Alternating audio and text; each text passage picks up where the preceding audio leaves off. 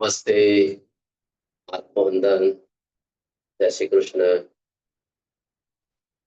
गुरु ब्रह्मा गुरु विष्णु देवो महेश्वर, गुरु साक्षात् पर ब्रह्म, तस्मै श्री गुरुवे नमः। तस्मै श्री गुरुवे नमः।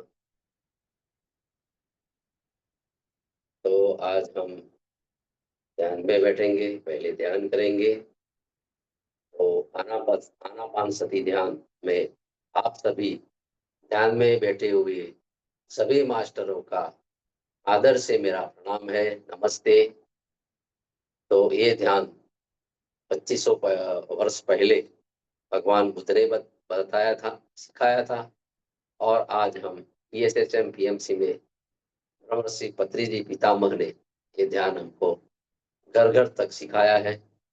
तो हमें ध्यान में बैठेंगे और आराम से बैठ जाए और सुखद आसन में बना ले।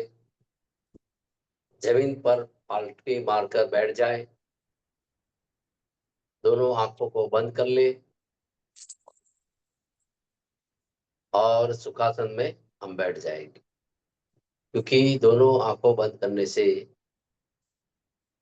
हमारी एनर्जी का पूरा एनर्जी हमारे तरफ रहती है और एक 10% ऊर्जा हमारे हाथों से, 10% ऊर्जा हमारे पैरों से और 80% ऊर्जा हमारी आंखों से बाहर जाती है।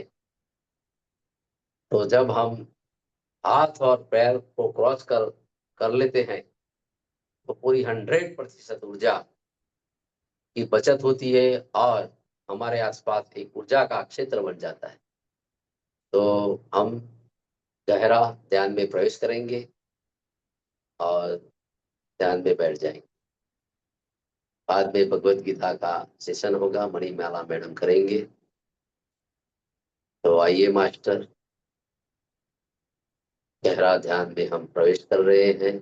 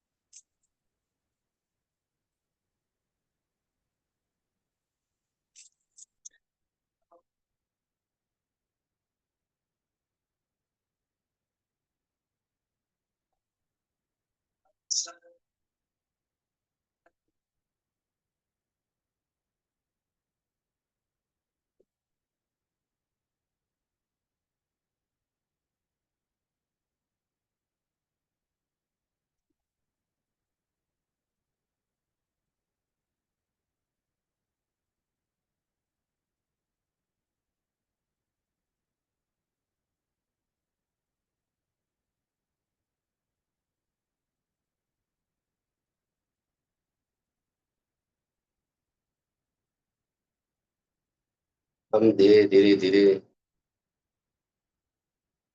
ध्यान से सूक्ष्म शरीर से स्थूल शरीर तरफ आएंगे और सारी ब्रह्मांड की चेतनाओं को हम धन्यवाद करते हैं। परम पिता, जगत माता, भगवान श्री कृष्ण, अवतार बाबा जी, ब्रह्मश्री पितामह पत्री जी, सभी चेतनाओं को हम आदर से प्रणाम करते हैं, धन्यवाद करते हैं। हम धन्यवाद करते हैं अपने माता पिताओं को, हम धन्यवाद करते हैं प्रकृति को, हम धन्यवाद करते हैं सारे ऋषि मुनियों को, संतों को, महंतों को। तो हम धीरे धीरे धीरे अपने दोनों हाथों को अपने आंखों पर रखेंगे और धीरे धीरे अपने आंखों को खोलेंगे और मुस्कुराहट के साथ धन्यवाद करेंगे। Thank you so master, thank you. तो आइए मणिमाला मैडम, और आपका जो 17 का अध्याय जो चल रहा है उसका विजन शेयर करें। Thank you so madam. और थैंक कल यू भी सर। अच्छा रहा था। नमस्कार मैडम। नमस्ते sir and thank you so much. मैं एक पूछ लूं? हाँ हाँ It's not a question. Okay. I took the pain of writing down the few things Yeah. that you have said yesterday. Okay. In fact, Arjun ने पूछा 5 अध्याय में, that अध्याय is 13, 14, 15, 16, 12 12. also. Okay then. Okay. 12th अध्याय अर्जुन जी के प्रश्न से शुरू होती है। Okay. 12, Okay. 13, 14, 15, Yeah. 16. Yeah. Yeah, I have written few things. I'll continue listening to your record. Okay. Oh. That's all. Thank you. And one more thing. You talked about Saguna Sakar. I didn't get exactly the meaning of Saguna Sakar. सगुण साकार मतलब सद्गुणों से भरा हुआ स्वरूप। सद्वगुणों से, सद्गुण मतलब अच्छे सद्गुण। गुणों से भरा हुआ एक रूप। ओके। और उसका ऑपोजिट है निर्गुण निराकार? नहीं, ऑपोजिट नहीं है। नहीं, मतलब हम एक रूप को लेकर पूजते हैं। भगवान मैं मतलब बताता हूँ मैडम, भगवान की मतलब हमारी दिमाग में एक आकार, एक रूप होती है। राम का एक रूप होती है, कृष्ण का रूप होते हैं। ये रूप नहीं है तो हमें भक्ति का मतलब समझ में नहीं आती। तो ये इस रूप से पहले हम शुरू होते हैं, फिर उसके बाद हमें पता चलती है ना, बहुत लंबी अरसों के बाद, लंबी जन्मों के बाद हमें पता चलता है कि चेतना भी एक चीज होती है। तो तब हम भगवान को हर स्वरूप में चेतना के रूप में देखना शुरू करते हैं। तो वो है निर्गुण निराकार। गुण को भी पार करना चाहिए, आकार को भी पार करना चाहिए, रूप को भी पार करना चाहिए, चेतना को पकड़नी चाहिए। ये जहन हमें बहुत लंबी अरसों के बाद आती है। क्यों? क्योंकि हम शरीर से हैं, हम रूप से हमारी लगाव है। कोई भी अगर कुछ विजुअलाइज करना है, कुछ समझना है, तो हम रूप को पकड़ते हैं। तो इसीलिए रूप इतना महत्व है। जब रूप को पकड़ते हैं, सिर्फ रूप को मत पकड़िए, उस रूप के पीछे, उस आकार के पीछे जो सद्गुण है उनको पकड़ लीजिए और वो सद्गुण अपने अंदर समाने की प्रयास कीजिए। ये समझाते हैं। आकार है, फॉर एग्जाम्पल आपको किस भगवान से लगाव है? मे बी महादेव और देवी मैया और कोई भी। तो उन्होंने क्या किया, वो कैसे उस स्थिति तक, फॉर एग्जाम्पल पार्वती माता, पार्वती मैया ने भगवान को, महादेव को पाने के लिए कितना तपस्या की है, तब जाकर वो गौरी माँ बन गई, शैलपुत्री बन गई। ऐसा एक एक स्थिति है। हम नाम को पकड़ते हैं, नाम के पीछे उनकी साधना, उनके सद्गुण को पकड़ेंगे तो हम भी वो कर पाएंगे। साधना के जरिए हम भी उस स्थिति तक जा पाएंगे। ये सिखाती है सगुण साकार। Okay, madam. Okay, continue. I don't want to delay you. Thank you. I'll ask you if I have any doubt. Thank you, madam. Okay ma'am. और मैडम लास्ट में टाइम मिलता है, लास्ट में आप पूछो तो अच्छा रहेगा, शुरुआत में अच्छा नहीं है पूछना। आपका गीता ज्ञान स्टार्ट कर दिए मैडम। हाँ, तो शुरू करते हैं आज का एपिसोड, जो है ब्रह्मर्षि पितामह पत्री जी का कोटि कोटि आत्म प्रणाम, वंशी मास्टर जी को कोटि कोटि आत्म प्रणाम, गीताचार्य श्री कृष्ण परमात्मा को कोटि कोटि आत्म प्रणाम, अर्जुन जी को कोटि कोटि आत्म प्रणाम, वेद व्यास भगवान जी को कोटि कोटि आत्म प्रणाम, गणेश जी को कोटि कोटि आत्म प्रणाम, और इस सृष्टि में गीता का उद्धार करने वाले सभी व्यक्तियों का, उनके आत्मा को कोटि कोटि आत्म प्रणाम।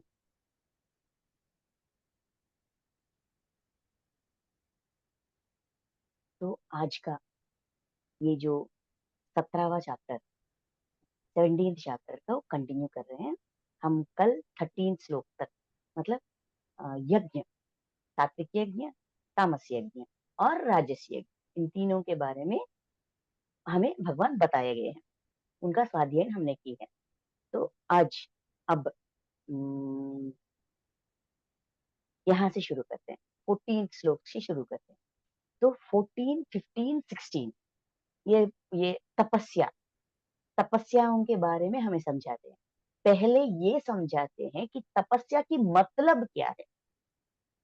हम ये समझते हैं कि तपस्या है जैसे कि ऐसा आंख बंद करके ऐसा बैठ लिया, जो वातावरण है, जो जो भी हमारी परिस्थितियां हैं, उन सबको नकारते हुए, उन सबसे प्रभावित ना होते हुए बैठना ही तपस्या हम समझते हैं। मैं समझती थी, जब तक मैं इस भगवत गीता का जो ज्ञान का परिचय नहीं हुआ था, तब तक मेरी समझदारी ऐसी ही थी, तपस्या की मतलब ये। लेकिन इन 3 श्लोकों में, 14, 15 और 16, इन 3 श्लोकों में तपस्या की मतलब क्या है और कितने तरीके की तपस्या है। शारीरिक तपस्या, मानसिक तपस्या और वाक तपस्या, ये 3 तपस्याएं हैं। तो ये 3 तपस्या हर मानव करता है, जानते हैं या नहीं जानते हैं इसका कोई मतलब नहीं है। हम हर रोज ये 3 तरह की तपस्या कर रहे हैं। ठीक है, तो देखते हैं, श्लोकों में जाते हैं तो बहुत डिटेल में बताया गया है और समझ में आएगा। नेक्स्ट, देवता, ब्राह्मण, गुरु और ज्ञानी जनों का पूजन, पवित्रता, सरलता, ब्रह्मचर्य और अहिंसा, यह शरीर संबंधी तप कहा जाता है। शरीर से करने वाले तपस्या ये होते हैं, क्या है? देवता, ब्राह्मण, गुरु और ज्ञानी जनों का पूजन। देवताओं का पूजन, ब्राह्मणों का पूजन, गुरुओं का पूजन और ज्ञानी जनों का पूजन। पूजा की मतलब क्या है? पूजन मतलब हम, हाँ, मेरी नजरिया में पूजा की मतलब उनके पाँव पकड़ो, उनको ये ऐसा धुलो, फूलों से करो, ये पूजा। ये एक एक्टिविटी है, क्रतु कहते हैं, वो एक क्रतु है, एक्टिविटी है। पूजा की मतलब है उनका आदर सम्मान करना, उनकी ज्ञान का सम्मान करना, उनका आदर करना, और जो भी उनसे कहाया जाता है उनको नजरअंदाज ना करके, नजरअंदाज मतलब उनसे मेरी क्या मतलब, बस मैं पूजा किया, उनको फूल से पूजा किया, उनको सम्मान किया, उनका पाँव धोला, मैंने किया तो मेरी पूजा हो गई? नहीं, पूजन की मतलब ये होती है कि उनको आदर करना, जो कहाया गया है उनके जरिए। एक एक गुरु, एक एक भगवान जिनको हम मानते हैं, जिनसे हमको लगाव है, उनका कहाई गई कुछ बातें होते हैं, वो बहुत प्यार से, फॉर एग्जाम्पल शिरडी साई बाबा को ले लीजिए, वो उनका 11 सूत्र होते हैं, एकादशी सूत्र कहते हैं, वो उनकी बोली है, मतलब वो उनका प्रचार कर रहे हैं, तो उन्हें हमें पकड़नी चाहिए। ये होती है पूजन करना गुरुजनों का, और ज्ञानी जनों का, जो ज्ञान का प्रचार करते हैं, उनका ज्ञान को पकड़नी चाहिए। ज्ञान के जरिए उनको गौरव, आदर, सम्मान हमारे दिल में, हमारी मन में उनके प्रति गौरव होनी चाहिए, आदर होनी चाहिए, सम्मान होनी चाहिए। ये होती है, भावना से होती है पूजा, सिर्फ एक क्रतु नहीं है। इट्स नॉट एन एक्टिविटी, वो भावना से जुड़ती है, ऐसा हमारी विश्वास बढ़ती है। जब हम सही तरीके से, सही मायनों में उनको समझते हैं, तभी हमारी मन में, हमारी बुद्धि में, हमारी जहन में, हमारी चेतना में वो शक्ति आती है, वो समझदारी आती है कि पूजा की मतलब क्या है। मतलब जानकर करनी चाहिए, ये समझा रहे हैं। और इतना ही नहीं, पवित्रता, सरलता। पवित्रता की मतलब कि शुद्ध रहना। ये शुद्ध रहना तो हम हर रोज करते हैं, हर रोज नहाते हैं, एटलीस्ट एक टाइम तो नहाते हैं, एक बार तो नहाते हैं। कुछ लोग 2 बार 3 बार नहाते हैं, अपने अपने इच्छा इच्छा के जरिए। पवित्रता की मतलब ये होती है कि हम इस जो प्रकृति है उनको जो जैसा है वैसा स्वीकार करना, एक्सेप्ट करना, ये होती है पवित्रता।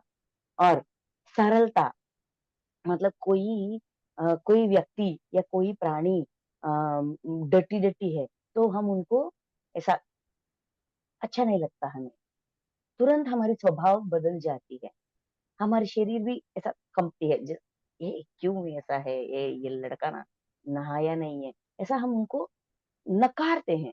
ये पवित्रता नहीं होती। बस मैंने नहाया, मैं पवित्र हूँ, ये नहीं है। सबको स्वीकार करना पवित्रता है। नेक्स्ट, सरलता। हमें सरल होनी चाहिए। अपने शरीर से जो भी काम हम करते हैं ना, वो सरल होनी चाहिए, मतलब एक्सेप्ट करनी चाहिए। हर क्षण हमारी शेड्यूल अचानक बदल जाती है, अचानक बदल जाती है, तब हम इतनी चिड़चिड़ी हो जाते हैं। आ, जैसा हम चिड़चिड़े हो जाते हैं, हमारी भावना बदल जाती है, हमारी व्यवहार बदल जाती है। व्यवहारों में सरलता। और ब्रह्मचर्य, ब्रह्मचर्य का मतलब ही बदल गई है। ब्रह्मचर्य ये मानते हैं कि शादी ना करना, स्त्री या पुरुष से संबंध ना रखना, ये हो गई है मतलब। लेकिन ब्रह्मचर्य का मतलब, असली मतलब, परमात्मा से दिया गया मतलब, परमात्मा की सोच रीक में ब्रह्मचर्य की मतलब ये होती है, पूरी ब्रह्मांड में चरते हुए ब्रह्मांड का जो सत्य है वो पता करने की इच्छा, ज्ञान की जिज्ञासा होना, सृष्टि के बारे में, इस ब्रह्मांड के बारे में जो सच्चाई है, वो सच्चाई को समझने की प्रयास करना, ये होती है ब्रह्म। सीखना सीखना सीखना, एवरी मोमेंट सीखने के लिए इस्तेमाल करना, ये होती है ब्रह्मचर्य। और अहिंसा, हिंसा ना करना, ये सब शारीरिक तपस्या है, शरीर के जरिए करने वाले तपस्या। ये सब हमें अपने शरीर से कर रहे हैं, तो हम शारीरिक तपस्या, जाने अनजाने में हम ये सब कर रहे हैं, लेकिन करते समय हमारी भावना क्या है, इससे ये पता चलता है कि ये सात्विक तपस्या है, राजस तपस्या है, या तामस तपस्या। ठीक है। नेक्स्ट, 15th वन, जो उद, अ, उद्वेग ना करने वाला, प्रिय और हितकारक एवं यथार्थ भाषण है, तथा जो वेद शास्त्रों के पठन का एवं परमेश्वर के नाम जप का अभ्यास है, वही वाणी संबंधी तप कहा जाता है। वाणी संबंधी तप मतलब हमारी मुंह से जो बोल आती है, जो हम बात करते हैं, जो बोलते हैं, हमारी बोली भी एक तपस्या है। वो बोल कैसी होनी चाहिए? मतलब मुंह से निकलने वाले शब्द कैसी होनी चाहिए? जो उद्वेग ना करने वाला, हमारी बात किसी और की दिमाग में या ज़हन में उद्वेग को प्रेरित नहीं करनी चाहिए। मतलब उनको किसी को भी जो हमारे बात सुनते हैं, जिससे हम बात करते हैं, किसी को भी उद्वेगित नहीं करनी चाहिए। अगर याद है तो 12th चैप्टर भक्ति योग में एक बात कहाया जाता है, जो व्यक्ति किसी और के वजह से उद्वेगित नहीं होता और जो व्यक्ति अपने बातों से, करतूतों से किसी और को उद्वेजित नहीं करता, वैसा व्यक्ति, वैसा भक्त मुझे प्रिय है। ये एक श्लोक है भक्ति योग में।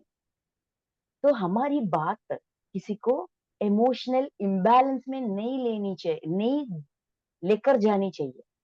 ऐसा हमें किसी और को डिस्ट्रैक्ट करने की, उद्वेगित करने की, मतलब क्या कहते हैं, इमोशनली, जैसे कि ये कहते हैं ना, हमें ऐसा करनी चाहिए, हमें वैसा करनी चाहिए, ये लोग ना ऐसे लोग हैं, वो ऐसे लोग हैं, ऐसा करते हैं। मतलब हम जब इमोशनल इम्बैलेंस हो जाते हैं, हमारी बोली भी ऐसा ही होते हैं, किसी को इंस्टिगेट कर लेते हैं। ऐसी बात नहीं करनी चाहिए। हमारी बोली हमेशा सरल होनी चाहिए, सॉफ्ट होनी चाहिए। नेक्स्ट, प्रिय और हितकारक बात, मुंह से निकलने वाली बात प्रिय होनी चाहिए और हितकारक होनी चाहिए एवं यथार्थ भाषण। हित में, किसी और के हित में अगर बात कर रहे हैं, सिर्फ उनका हित हो ऐसा नहीं, यथार्थ होनी चाहिए, सत्य होनी चाहिए। जब हम तरफदारी करते हैं ना, किसी के तरफदारी करते हैं, उनके हित में कुछ बात करते हैं, लेकिन वो बात करने के वक्त हमें ये भी सोचनी चाहिए उसके वजह से किसी और को हानि ना पहुंचे। वो कैसे होती है? सत्य ही, एक ही सत्य जो विश्व का सत्य है, यूनिवर्सल ट्रूथ है, वही सबके हित में होती है, कठिन क्यों ना हो। जब एक व्यक्ति बहुत गुस्से में है, तब उनको, अरे यार उसने ऐसा किया इसीलिए तुमको गुस्सा आ गई, वो और उत्सुकित हो जाएगा और उद्वेगित हो जाएगा। वो बात उनकी हित में है, लेकिन वो सत्य भी नहीं है, वो प्रिय भी नहीं है और वो उद्वेगित कर रही है।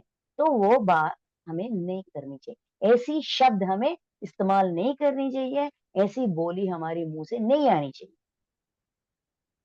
और यथार्थ भाषण है तथा एंड, जो वेद शास्त्रों के पठन का एवं परमेश्वर के नाम जप का अभ्यास। अगर हम जो भी बात करते हैं उसमें अगर ये 4 पॉइंट्स हो, जो उद्वेगित ना करें और जो प्रिय नहीं है, जो हितकारक नहीं है, जो यथार्थ नहीं है, ऐसा बात हम नहीं कर पा रहे हैं, तो सीधी मुंह से भगवान की भाषा बोल दो। वेद शास्त्रों में जो कहाया गया है उसका वेद पठन करो। जो भी है, जो भी पढ़ना चाहते हैं, जो भी पुस्तक पढ़ना चाहते हैं, जो भी ज्ञान पढ़ना चाहते हैं, आजकल हमें ना ये पूरा विश्व ऐसे जैसे खुल गई।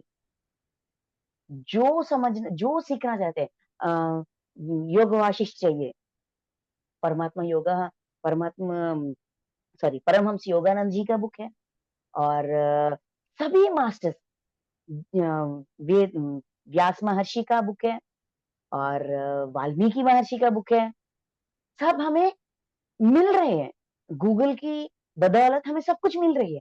जो सीखने की इच्छा हो वो सीख लो, वो पढ़ लो, वो डाउनलोड करो, वो खरीदो, पढ़ लो।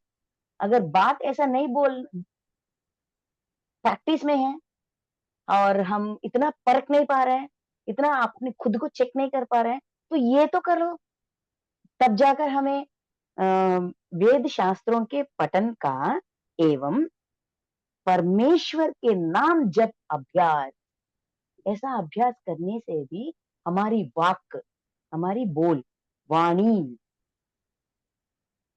ये भी आ, वाणी का तपस्या है। वाणी संबंधी तप कहा जाता है। मतलब मुंह से निकलने वाली बात भी एक तपस्या है। तो वो बात कैसी होनी चाहिए, कैसी बात हम कर रहे हैं, कैसी हमारी वाणी कैसी है, उस पे निर्भर करती है हम सात्विक श्रद्धा से हैं, तामस श्रद्धा से हैं या राजस श्रद्धा से हैं। Next master, 1 minute.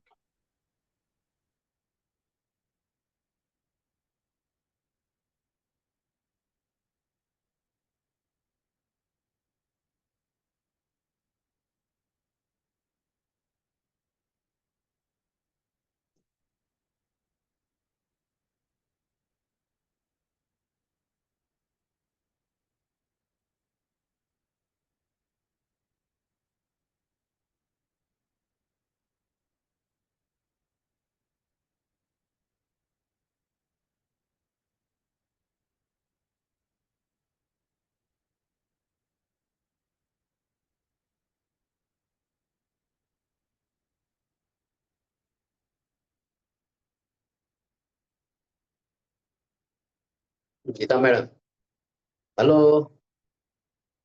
हाँ गीता मैडम, मैं क्या बोल रहा हूँ, आप बोल रहे थे ना कि निर्गुण निराकार क्या है, सगुण क्या है।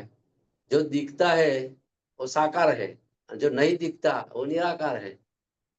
सिंपल बात है।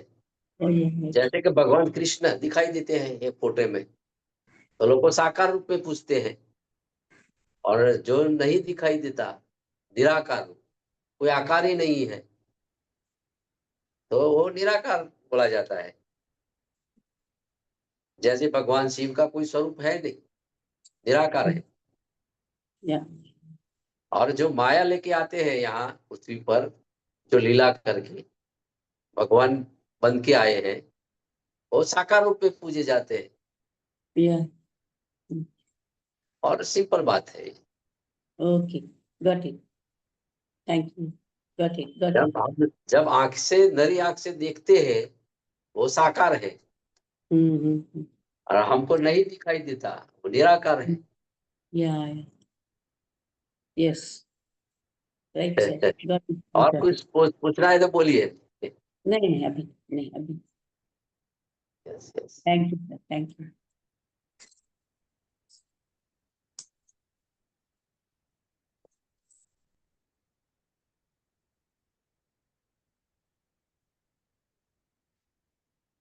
तो बहुत अच्छी बात बताई मैडम ने कि तप 3 प्रकार के होते हैं। शारीरिक तप है, वाणी का है, और मन का है। Yeah. तो देवता, ब्राह्मण, गुरुजन और जीवन मुक्त महापुरुष पूजन करना,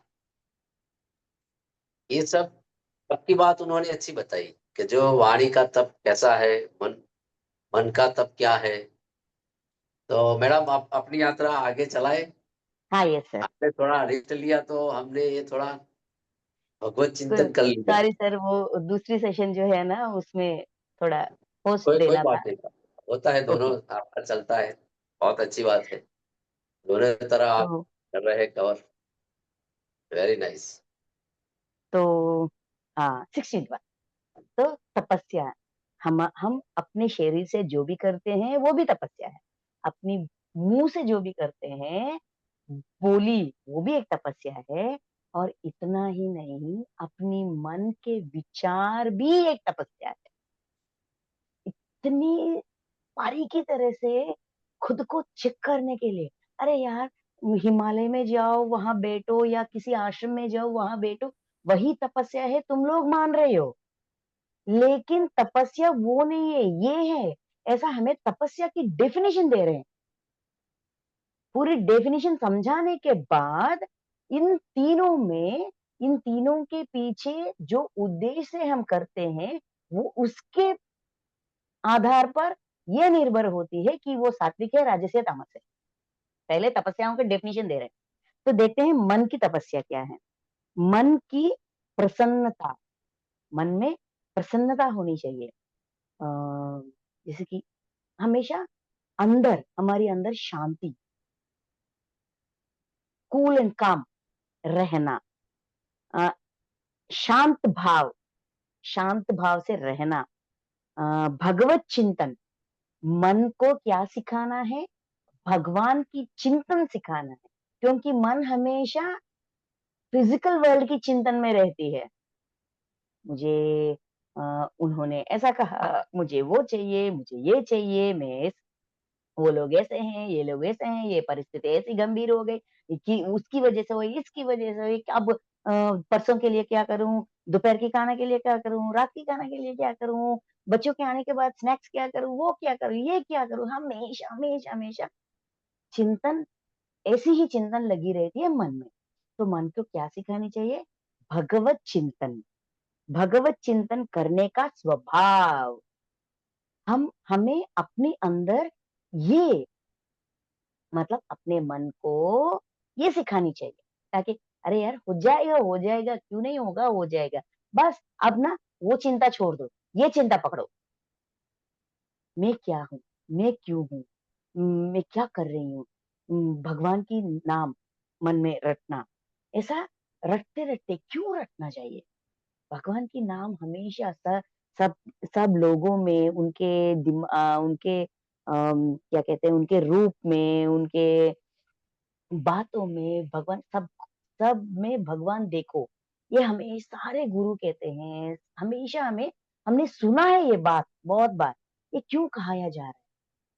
क्योंकि हमें ये ज्ञान नहीं होता कि क्या सही, क्या गलत, क्या धर्म, क्या अधर्म, क्या हिंसा, क्या अहिंसा। हमारा डेफिनिशन अलग, विश्व का डेफिनिशन अलग, परमात्मा का डेफिनिशन अलग। अगर हम भगवान पर विश्वास रखेंगे तो हमेशा उनकी नाम जपते रहेंगे, हम उनकी चिंतन करते रहेंगे, वो हमें गाइड करेगा। मतलब हमारी जिम्मेदारी उनको सौंप रहे हैं, तो वो हमें सही मार्ग पर चलने की गाइडेंस देगा, मार्गदर्शन करने की उनको हम एक चांस दे रहे हैं।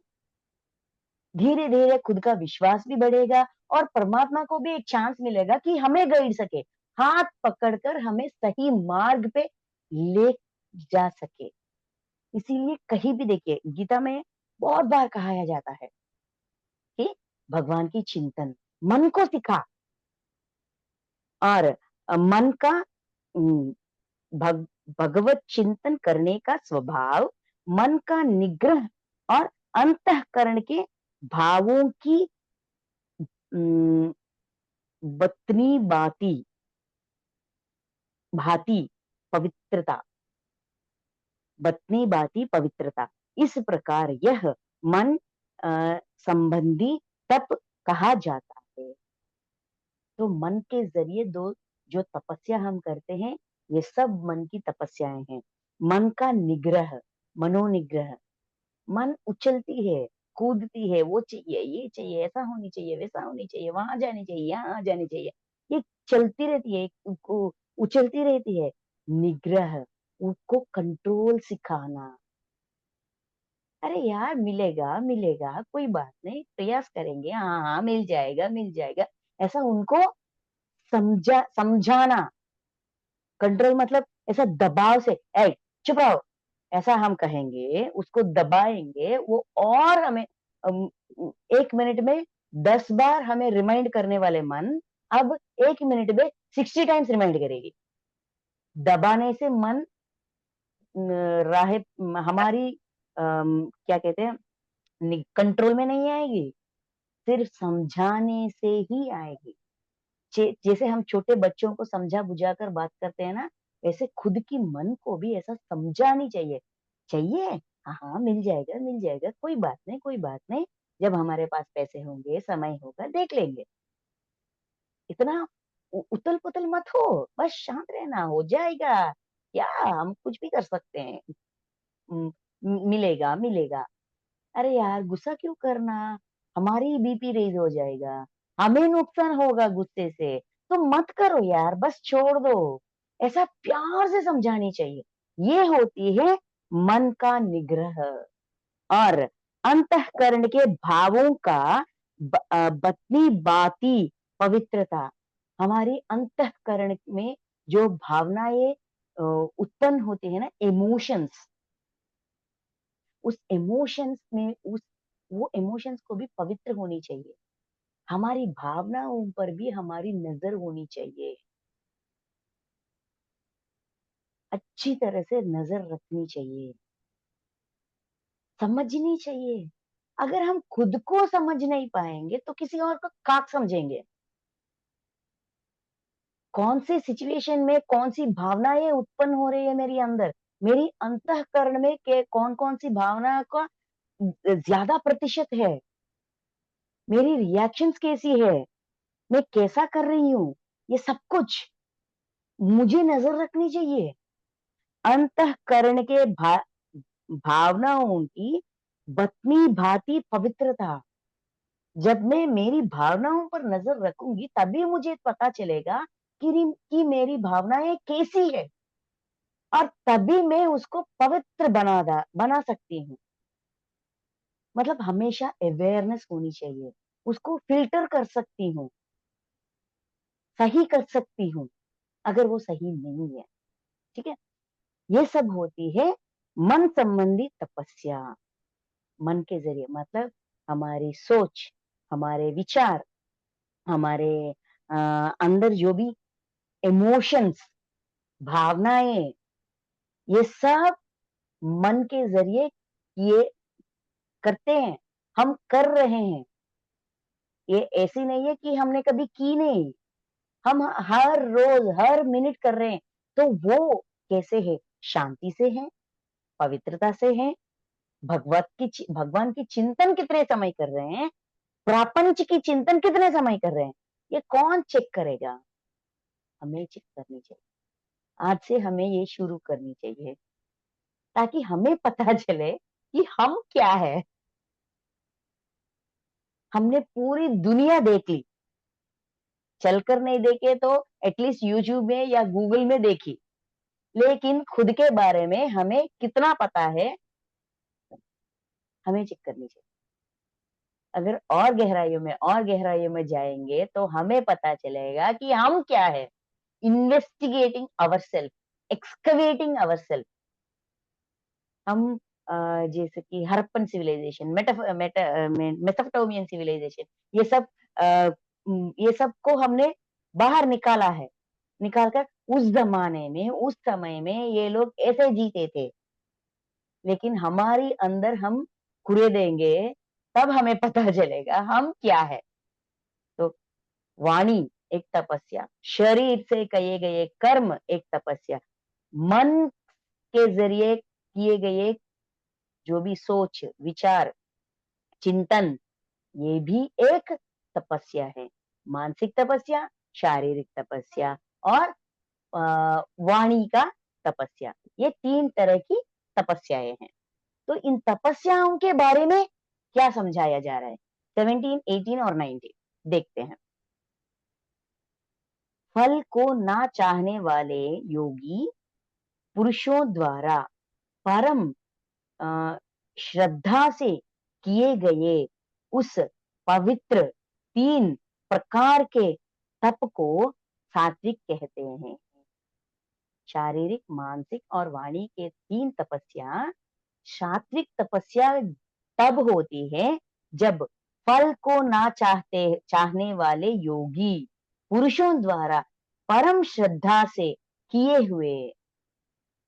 एक ही आंसर, फल ना चाहने। शरीर से जो भी करो, वाणी से जो भी करो, मन से जो भी करो, फल का इच्छा छोड़ने वाला साधक सात्विक तपस्या। श्रद्धा से, वो भी किसी और के लिए नहीं, खुद के लिए, पूरी श्रद्धा से, पूरी इच्छा से, पूरी लगाव से। भगवान ने कहा तो इसीलिए मैं फल छोड़ रही हूं, नहीं, मुझे उसकी वैल्यू पता है, उसका महत्व पता है। किसका? फल पर श्रद्धा ना रखना, फल की इच्छा से कोई काम करना, कोई विचार करना, कोई बात करना, इससे कोई मतलब नहीं है, मैं खुद को नुकसान पहुंचा रही हूँ, क्योंकि मैं अपनी पूरी फोकस, पूरी एनर्जी फल में रख रही हूँ, ना कि अपनी काम में, अपनी प्रेजेंट में नहीं रख रही हूँ। अपनी फ्यूचर में 2 दिन बाद या 3 दिन बाद या 1 घंटे के बाद या 10 मिनट के बाद आने वाले फल के ऊपर मैं पूरी फोकस रख रही हूँ, तो इसीलिए मैं काम पूरी शिद्दत से नहीं कर पा रही। इसीलिए मुझे फल से कोई लेन देन नहीं। ये होती है श्रद्धा। किसी ने कहा, मैंने कर दिया, ये आंख मूंद कर चलना होता है। उसको भी पार करना चाहिए, वो स्टेज को भी पार करके ऐसा करने से मेरा कैसा नुकसान हो रही है। अगर ये चेकिंग करूंगी मैं अपने आप, नेचुरली मेरी पूरी श्रद्धा, मेरी पूरी फोकस, मेरी पूरी एनर्जी अपने इस दिस टाइम 100% जो काम करते हैं उस पर रखनी चाहिए। कहते हैं ना, लिव दिस मोमेंट कहते हैं ना, वो होती है फल फल ना चाहने वाले और श्रद्धा से करने वाले तपस्या, सात्विक तपस्या। ये 3 तपस्याएं, शारीरिक, मानसिक और वाणी के तपस्या, फल ना चाहते हुए पूरी श्रद्धा से करे, वो एक योगी है। सात्विक तपस्या कर रहा है, वो योगी है। योगी जन ऐसे करते हैं। ठीक है, नेक्स्ट 18th वन। जो तप सत्कार, मान और पूजा के लिए तथा अन्य किसी स्वार्थ के लिए भी स्वभाव से या पाखंड से किया जाता है, वह अनिश्वचित अनिश्वचित एवं क्षणिक फल वाला तप यहाँ राजस कहा जाता है। तो राजस तपस्या क्या है? राजस तपस्या की क्वालिफिकेशंस क्या है? जो तप सत्कार, मान और पूजा के लिए, ऐसा करने से मुझे सत्कार मिलेगा, मान मिलेगा, गौरव मर्यादा मिलेगा और पूजा, लोग मुझे पूजन करेंगे, मेरा प्रेज करेंगे, मेरी मेरे बारे में अच्छे अच्छे बात करेंगे।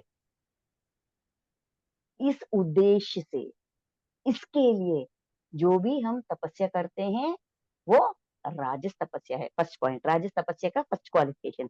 तथा एंड अन्य किसी स्वार्थ के लिए, कोई भी स्वार्थ, कुछ पाने के लिए, किसी स्वार्थ स्वभाव के लिए, स्वार्थ प्रयोजन के लिए, जैसे दुर्योधन ने किया, अपने क्या कहते हैं, कर्ण को एक राज्य का राजा बना दिया। क्यों? ताकि उनकी पूरी समर्थता का इस्तेमाल कर सके। अपने शरीर से उन्होंने किया है, अपने मन से किया है, अपने वाक से किया है, लेकिन उसके पीछे स्वार्थ स्वार्थ के लिए, हाँ स्वार्थ के लिए और स्वार्थ के लिए भी स्वभाव से या पाखंड से किया जाता है। कुछ किसी को दर्द देने के लिए, मतलब दिमाग में कुछ गलत काम करने की इच्छा है, उसके लिए हमने की है, वो भी राजस तपस्या है। वह अनिश्चित, मतलब उसका फल अनिश्चित होती है।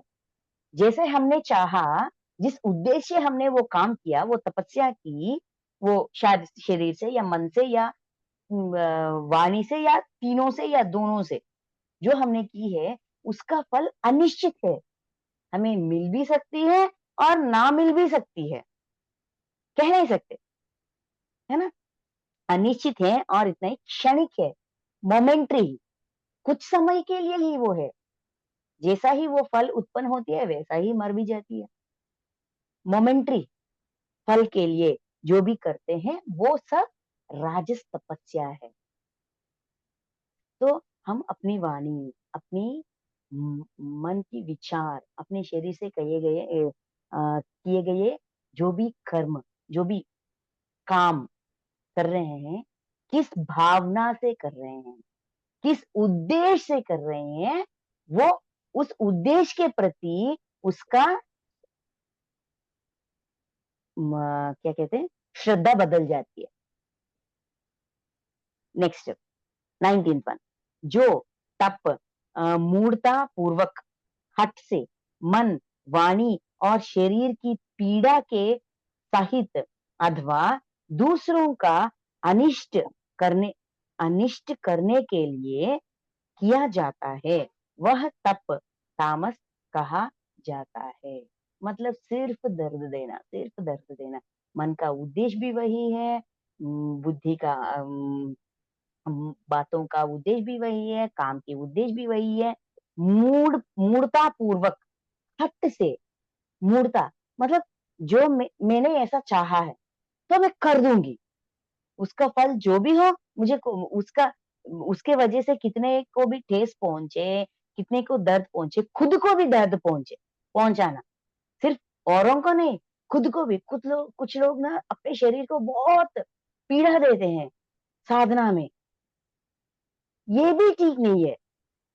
अति और मिति मतलब ज्यादा होना या कम होना, दोनों भी नहीं चलेगा, सिर्फ मध्य मार्ग ही चलेगा। इसीलिए पत्री सर हमेशा कहते हैं अति नहीं मिति नहीं, बस मध्य मार्ग।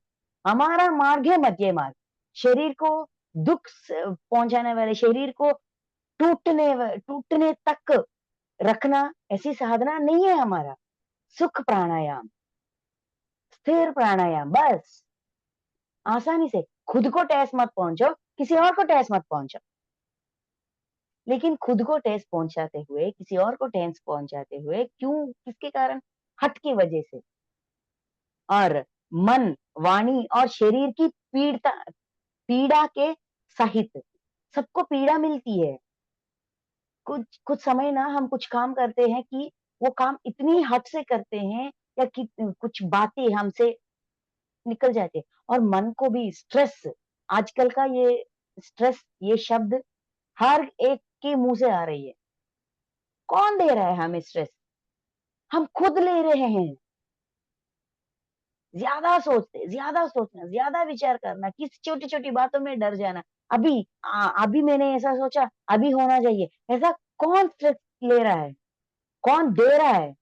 हम ही खुद को दे रहे हैं। तो ये भी एक पीड़ा हुई कि नहीं?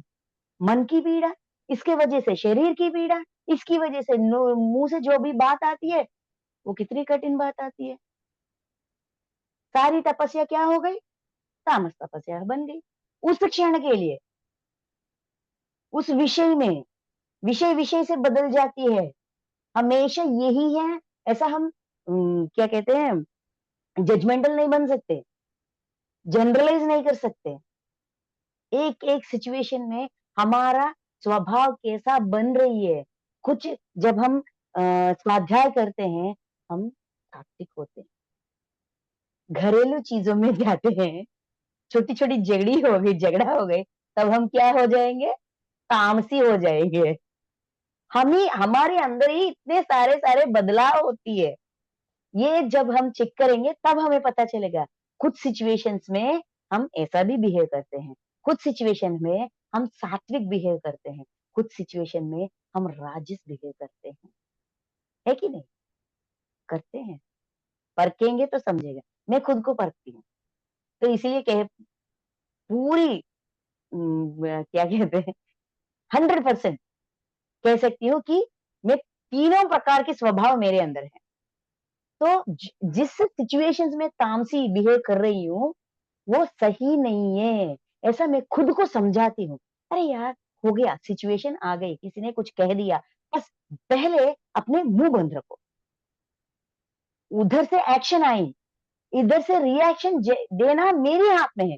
एक्शन मेरे हाथ में नहीं है, लेकिन मेरी रिएक्शन मेरे हाथ में है, मेरी कंट्रोल में होनी चाहिए। तो पहले मुंह बंद, उसके बाद दिमाग में जो विचार आते हैं ना, उसको परखना, परखते परखते समझना, समझते समझते मुंह अपने आप बंद हो जाते, क्योंकि मैं समाधान देने के लिए तैयार हूं। अपने मन को, मन में जो विचार आते, अरे यार उन्होंने कह दिया तो कह दिया, क्यों कहा? मैंने किसी को किसी समय में कह दिया, इसीलिए इनके मुंह से सुननी पड़ी। मेरी वास्तविकता का सृष्टिकर्ता मैं ही हूं। तो मैंने ये वास्तविकता का सृष्टिकर्ता सृष्टि क्यों की?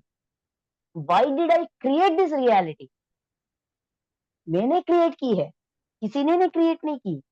Why did I create? ऐसा मैं खुद को क्वेश्चन करती हूँ, मन को क्वेश्चन करती हूँ, तब जाकर मन शांत हो जाए। जो डायलॉग्स प्रिपेयर होते हैं ना किसी को देने के लिए, रिएक्शन देने के लिए, धीरे धीरे धीरे धीरे वो रिएक्शन मन में, ये विचारों में ये कम हो जाती है। उसी क्षण नहीं होती, एक दिन तो लगती, तब तक मुंह बंद, जैसे कि ताला लगा दिया। उसके बाद मुंह खोला भी वो नहीं खुलेगा, क्योंकि उसको समाधान मिल गई। मन को समाधान मिल जाती है, क्योंकि वो ढूंढती है। ढूंढना ही मन का काम है। वो सही काम करती है, हम उसको सही ड्यूटी नहीं दे रहे।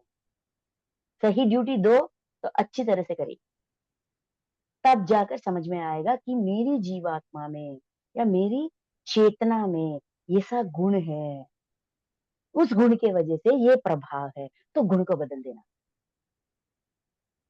उस तामस गुण को सद्गुण बना देना।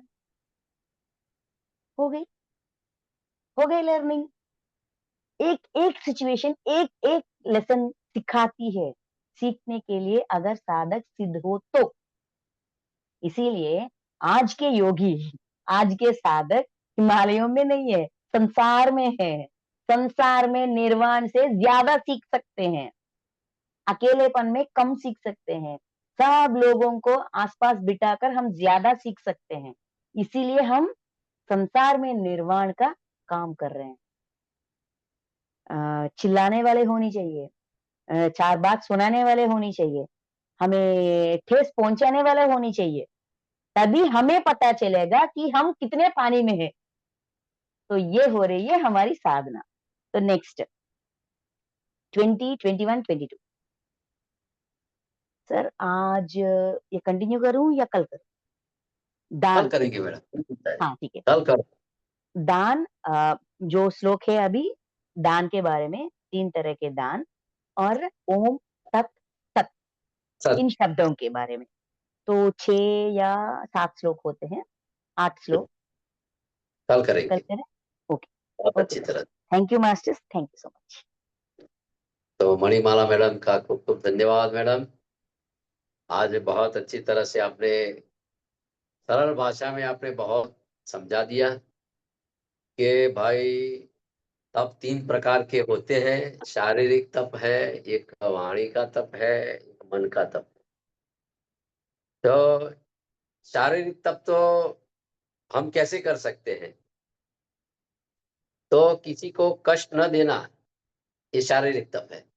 और दूसरा कि ऋषि मुनियों जो थे वो संसार में रहकर वो ऋषि बने थे, यानी कि योगी। उसको भी पत्नियां थी, ऋषियों को भी। और मॉर्निंग में ऋषियों ब्रह्म मुहूर्त में स्नान करने के लिए जाते थे। तो वो ब्रह्म मुहूर्त में स्नान करना वो सात्विक स्नान है, नहाना। तो ऋषि मुनियों ये तप करते थे। नहाने का तप भी एक सात्विक तप है, मॉर्निंग में स्नान करना ब्रह्म मुहूर्त में। अभी लोग 8 बजे 9 बजे 10 बजे जो नहाते हैं, स्नान करते हैं, वो राजसी में है और तामसी में है। तो वो न ऋषि मुनि कहलाते हैं न योगी कहलाते हैं, वो ओनली फॉर भोगी कहलाते हैं। तो ब्रह्म मुहूर्त में भला हम शौचालय सोच में गए न गए, लेकिन उठने के बाद पहले स्नान करना ही है ब्रह्म मुहूर्त में। तो ये शारीरिक तप है। तो ऋषि मुनियों को ऐसे पागल नहीं थे कि वो मॉर्निंग में 3 बजे 4 बजे नदी किनारे तट पर जाके स्नान करते थे। तो स्नान करना वो भी एक शारीरिक तप है, मॉर्निंग में ब्रह्म मुहूर्त में। और जब वाणी का तप, तो जब आदि जो करते हैं, तो वाणी का तप कब आता है? तो भगवान ने अध्याय 6 ध्यान योग में बताया कि आप जितना अधिक ध्यान करेंगे तब आपके अंदर के चक्रों खुलेंगे और आपका विशुद्ध जो चक्र है वो आपका जो खुलेगा, तब आप वाणी की तरफ चले जाएंगे। तब आपकी वाणी जो है वो शुद्ध होगी, सरल होगी और प्रिय होगी। वो वाणी का तप है। और वाणी का तप ऐसे थोड़े आता है मैडम। वाणी का तप के लिए तो हमको बहुत साधना करनी पड़ती है। और जब हमारा विशुद्ध चक्र शुद्ध हो जाता है ना, तब हम प्रिय वाणी बोलते हैं। बाकी हम कहते हैं कि भाई वाणी शुद्ध हो, प्रिय हो, और इसके लिए भी तपस्या करनी पड़ती है, तभी वाणी का तप आता है। और मन की बात, तो लोग बहुत मन के लिए पूरे दिन बोलते नहीं हैं, मौन व्रत लेते हैं। तो हमारे खास अधिक ध्यान करेंगे ना, तो जो मन को खाली करना, मन के लिए तब जो करना है, तो हमारे मन को खाली करना, तो जो शून्य करना, जो पत्री जी सर बोल रहे हैं कि भाई आप ध्यान करो आनापान सती और मन को शून्य करो, मन को खाली करो, तो ये मन का तप हो सकता है। तो मन का जो भाव है उसको शुद्ध करना है, यानी कि जो हमारे अंतःकरण जो है, वो 4 अंतःकरण बताए हैं, मन, बुद्धि, चित्त और अहंकार, राइट। तो हमारे अंतःकरण पवित्र होंगे तभी हम ये मन की शुद्धि कर सकते हैं। मन, बुद्धि, चित्त, अहंकार, ये चारों में से आएंगे तभी हमारा ये बहुत अच्छा होगा। और बाद में आपने बताया जो सात्विक तप जो है, ये कोई फल की आशा नहीं रखता, वो सात्विक तप है। तो सात्विक तप में बहुत ऋषि मुनियों करते हैं सात्विक तप, और किसी के साथ कुछ लेना नहीं, फल की आशा नहीं रखता। जो आप सुबह में रोज आके हमको गीता ज्ञान दे रहे हो, तो ये सात्विक तप है आपका। और राजस तप की बात आपने बताई कि दूसरों को दिखाने के लिए जो भाव से हम करते हैं, वो राजसिक तप है। और तामस तप की बात आपने तो बहुत अच्छी तरह से समझाया कि वही कष्ट देने वाला। तो तामस में लोग कुछ न कुछ बात में जो नहीं कहना है वो तामस में आकर कह देंगे और उसको हृदय को ठेस पहुंचा देंगे। कष्ट देने वाला, उसको तामस कहते हैं, जो पीड़ा देने वाला।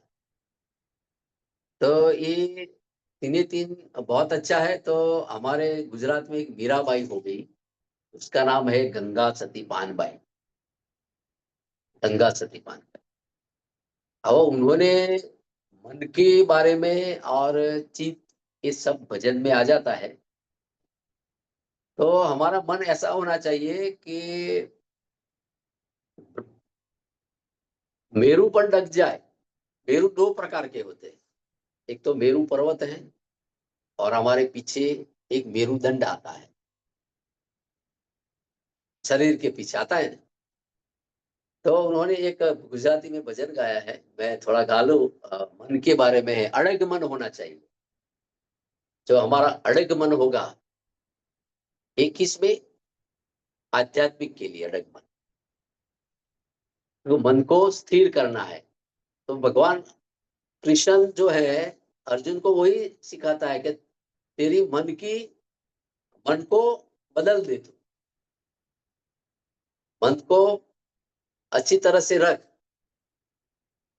तो भजन है थोड़ा सा, गंगा सती पानबाई, जो गंगा माता है और पानबाई उसके साथ सहेली है, उन्होंने ये उपदेश दिया था। 52 भजन उन्होंने गाए हैं, बाद में उन्होंने समाधि लिया था। तो बाद में हम कहेंगे ये बात। गंगा सती पानबाई गुजरात के बहुत बड़ा आश्रम है, और ये बात को 150 साल हो गए, और बहुत तपस्या थी उनकी। कुछ पढ़े नहीं थे गंगा सती पानबाई, गंगा सती माँ, लेकिन उन्होंने वाणी जो निकाली है भगवत गीता की ही वाणी है। उसकी बात 52 भजन है वो। तो मैं थोड़ा गा लेता हूँ। मेरा आवाज तो मैं भजनकार तो है ही नहीं, लेकिन मेरे क्षमता के अनुसार भजन गा लेता हूँ। मेरू डगे पण जेना, मंदड़ा डगे नहीं रे, मन ने भागी पड़े रे ब्रह्मांड रे। विपत पड़े तो ये वण से नहीं तेरे, सोई हरि जनना प्रमाण रे। मेरू तो डगे पण जेना, मनड़ा डगे नहीं पान भाई, भले रे बागी पड़े रे ब्रह्मांड रे। जितनी वृत्ति सदा निर्मल राखे ने, कोई नी नव करे आश रे। दान देवी पण રહેવી અજાચી રે, વચના મારા કે વિશ્વાસ રે। મેરું તો ડગે પણ જેના, મંદડા નગે રે પાનબાઈ, ભલે રે બાગી પડે બ્રહ્માંડ રે। હરક શોકની નાવે જેને એડકી રે, આઠે પહોર આનંદ મારે। નિત્ય રહે સત્સંગ માએ તોરે, તોડે માયા કેરો પંદરે। મેરું તો ડગે પણ જેના, મંદણા ડગે નહીં પાનબાઈ, ભલે રે ભાગે પડે બ્રહ્માંડ રે। તન મન ધન જે પ્રભુને અર્પે રે, ધન્ય તિજોરી નર ને નારી રે। ધન્ય નિજારી નર ને નારી રે।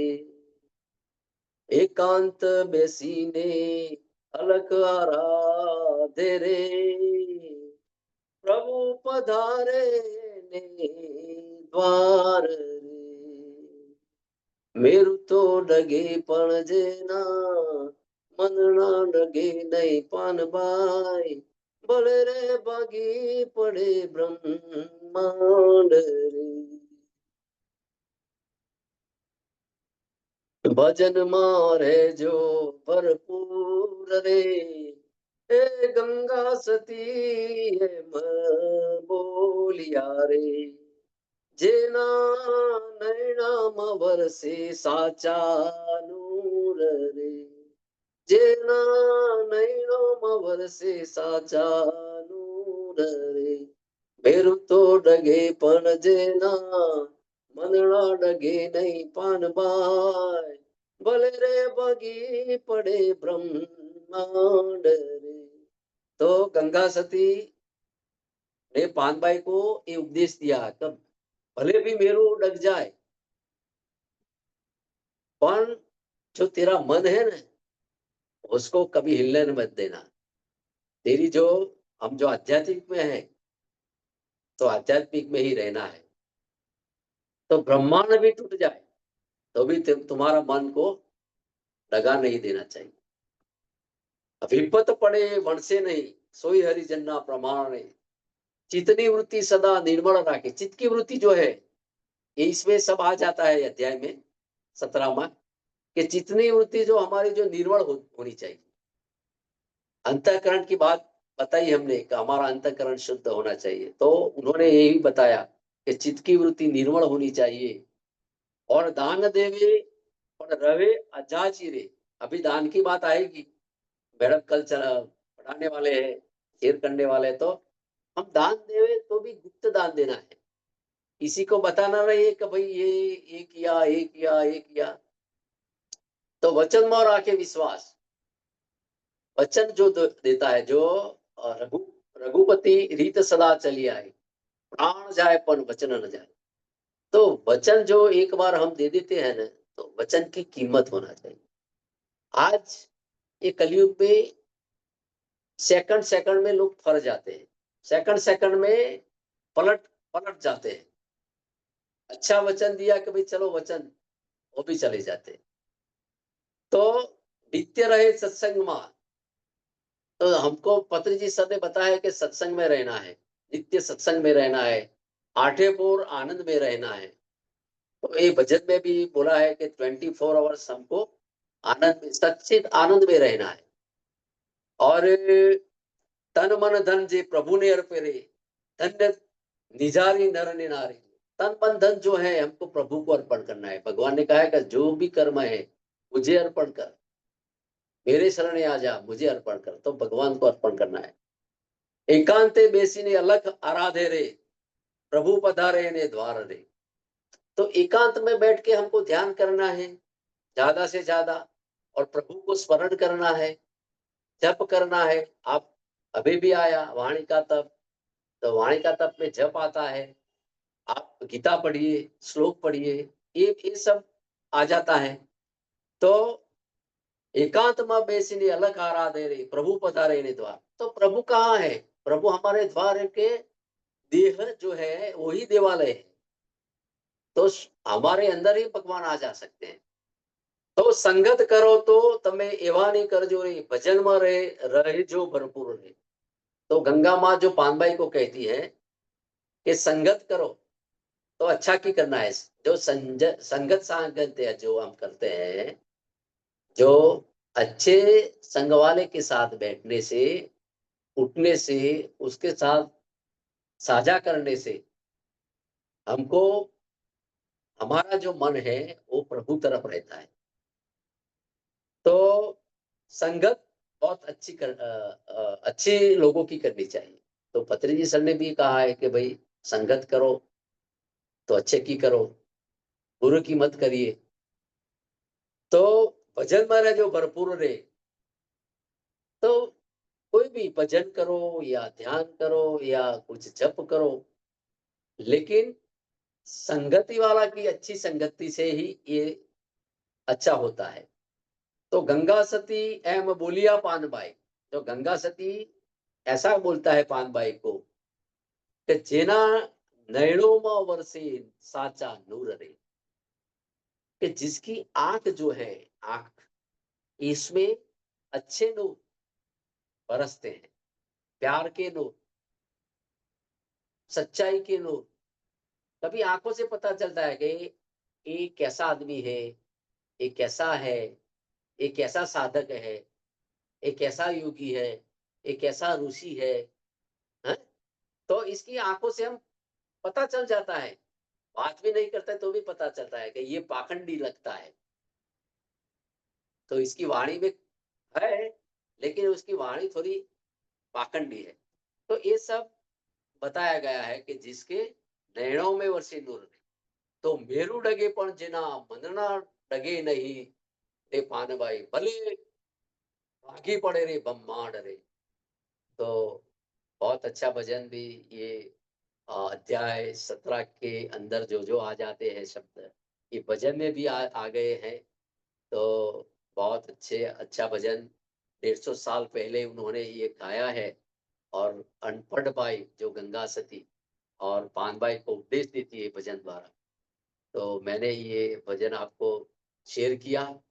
और thank you so much madam, thank you Gita प्रेमियों को, यहाँ बैठने वाले को, सुनने वाले को, सभी को मेरा आदर प्रणाम, नमस्ते, आत्मा वंदन।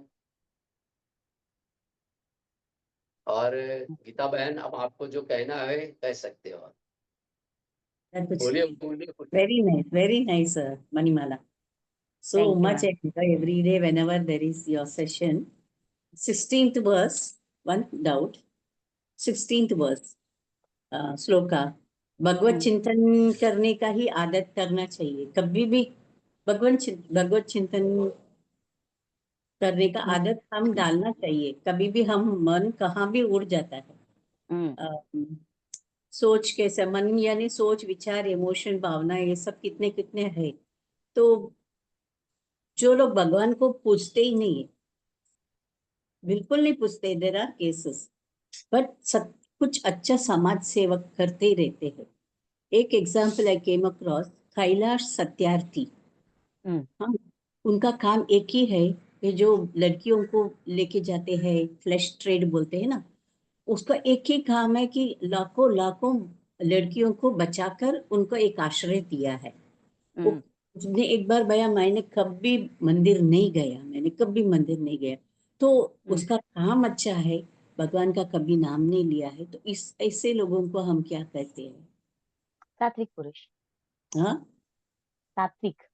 सात्विक सोच. पुरुष कहते हैं. क्योंकि वो मन में भगवान का विचार है कि नहीं हमें नहीं पता, लेकिन हर व्यक्ति में भगवान देख रहे हैं, उनकी पीड़ा को समझ रहे हैं, उनके दर्द को समझ रहे हैं, उनको मैं क्या कर सकूं ऐसा सोच रहे हैं. वो सोच तो कुछ कम नहीं है, भगवान से कम नहीं है. ऐसे समाज सभी समाज सेवक ऐसी है ना. एक और बात, इस जन्म में उनका डिजाइन ये है, क्यों कर रहे हैं? क्योंकि सबको, हर प्राणी के अंदर भगवान को देखने की उसकी अंडरस्टैंडिंग लेवल वहां तक है.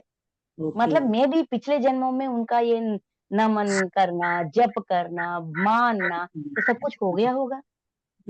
जन्म परंपरा में वो कितने लेवल पे है, कितने स्टेप में है, हमें नहीं पता, लेकिन उनके करतूतों से ये कह सकते हैं किसी की दर्द, ऐसी दर्द उनको सहाया नहीं जाता. कुछ भी करके उनके दर्द कम करने के लिए वो अपनी पूरी जिंदगी को व्यतीत कर रहे हैं. वो दिव्यत्व लक्षण है.